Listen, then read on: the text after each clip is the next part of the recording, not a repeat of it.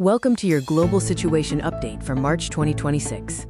We are tracking war, economic pressures, and massive power shifts across the globe. This is your complete update on what's happening in the world, grounded in real reporting and structured as a professional global briefing. The world right now is not just changing, it's being reshaped. War is driving energy prices, economies are under pressure, and global alliances are shifting faster than at any time in recent history. This is your complete update on what's happening and what might come next, covering the critical developments in war, the economy, and global power shifts.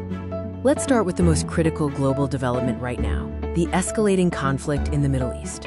The conflict involving the United States, Israel, and Iran is escalating. This is having immediate and severe repercussions globally. Global energy markets are under severe stress, with key oil routes like the Strait of Hormuz disrupted. Oil prices have surged above $110 per barrel, reflecting growing fears that the conflict could expand further. The United Nations has already warned that the situation could spiral beyond control, putting the global economy at serious risk. This is not just a regional war, it is a global economic event. The effects of this geopolitical instability are already being felt in every corner of the world. In the United Kingdom, millions of households are struggling to afford basic necessities as energy and food prices rise again. Across the world, countries are implementing energy-saving measures to cut industrial output. Markets are volatile. Oil shocks are feeding inflation, and supply chains are once again under pressure. This is how modern geopolitics works. One conflict, global consequences. Meanwhile, the Russia-Ukraine war continues and has settled into a grinding stalemate. The Russia-Ukraine war continues into its third year.